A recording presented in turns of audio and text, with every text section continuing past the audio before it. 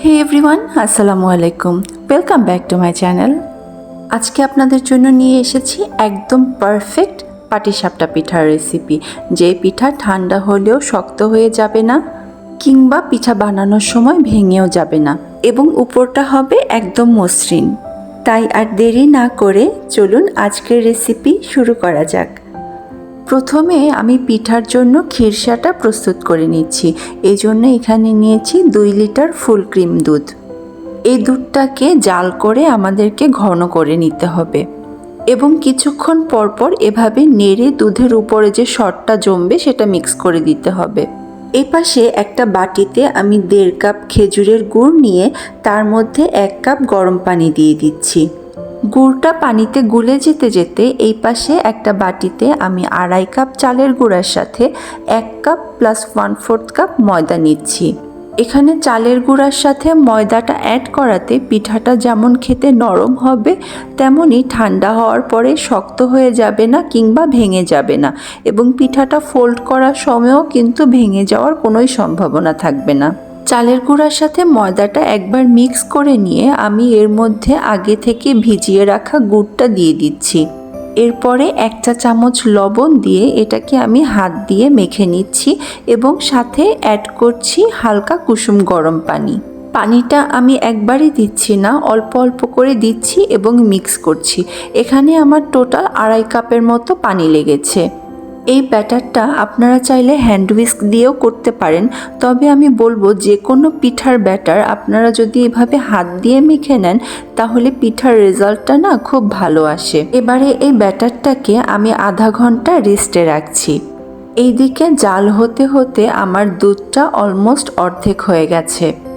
আপনারা নিশ্চয়ই দেখছেন আমি কিভাবে স্প্যাচুলা দিয়ে সাইডের সরগুলো টেনে এনে দুধের সাথে মিলিয়ে দিচ্ছি। দুধটা আরও কিছুটা টেনে আসার পরে এতে অ্যাড করছি 3/4 কাপ চিনি। খিরসার মধ্যে মিষ্টিটা একটু কম হলেই ভালো লাগে, কারণ দুধটা টেনে এসেও দুধের একটা হালকা মিষ্টি ভাব আসে, যেটা অতিরিক্ত চিনি দিলে নষ্ট হয়ে যায়। আমি একটা বাটিতে অল্প একটু দুধ তুলে নিয়ে তার মধ্যে 2 টেবিল চামচ চালের গুঁড়া অ্যাড করে একদম ভালো করে মিশিয়ে নিচ্ছি। এবারে দুধ এবং চালের গুঁড়ার মিশ্রণটা দিয়ে দিচ্ছি দুধের মধ্যে। চালের গুঁড়ার মিশ্রণটা দেওয়ার সাথে সাথেই দুধটা কিন্তু আঠালো হতে শুরু করবে। এই পর্যায়ে একদমই নাড়ানো থামানো যাবে না। এই পর্যায়ে এসে আমি অ্যাড করছি 1/4 কাপ কোরানো নারকেল। এটা অপশনাল, আপনারা চাইলে স্কিপ করতে পারেন। খিরসাটা নাড়তে নাড়তে যখন অনেকটা হালুয়ার মতো প্যানের গা ছেড়ে আসবে, সেই অবস্থায় খিরসাটাকে তুলে ঠান্ডা করে নিতে হবে।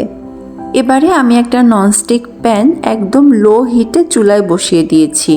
প্যানটাকে এমন গরম হতে হবে যে একটা আঙুল দিয়ে আপনি প্যানটাকে একটু ছুঁয়ে দেখতে পারবেন। এরপরে একটা ব্রাশ দিয়ে হালকা একটু তেল ব্রাশ করে আমি 1 চামচ ব্যাটার এই প্যানের মধ্যে দিয়ে এভাবে ঘুরিয়ে একটা গোল রুটির মতো করে নিচ্ছি। পিঠার রুটিটা যখন উপর দিয়ে শুকিয়ে আসবে তখন এক সাইড দিয়ে পুর দিয়ে পিঠাটাকে ফোল্ড করে নিচ্ছি। পিঠার রুটিটা যখন হয়ে আসবে তখন অটোমেটিক্যালি কিন্তু সাইড থেকে রুটিটা ছেড়ে আসবে। চুলার আঁচটাকে লো হিটে রেখে প্যানটাকে হালকা গরম করে নেওয়ার কারণে কিন্তু পিঠার উপরটা একদম মসৃণ হয়েছে। তবে আপনাদের যদি একটু ছিদ্র ছিদ্র পাটিসাপটা পিঠা খেতে ইচ্ছা করে, আপনারা কিন্তু চুলার আঁচটাকে একটু বাড়িয়ে প্যানটাকে একটু বেশি গরম করে নিলেই হবে। এই যে দেখুন, আমি একটা পিঠা একটু ভেঙে আপনাদেরকে দেখাচ্ছি। ভেতরটা একদম খিরসা দিয়ে পরিপূর্ণ এবং পিঠাটা কিন্তু যথেষ্ট সফট হয়েছে। এবং এই পিঠাটা কিন্তু আমি ঠান্ডা হয়ে যাওয়ার পরে তারপরে আপনাদেরকে দেখাচ্ছি। দেখুন, আমি আঙুল দিয়ে চাপ দেওয়ার পরেও কিন্তু পিঠাটা ভেঙে গেল না। আশা করছি আপনাদের আমার আজকের রেসিপি ভালো লেগেছে।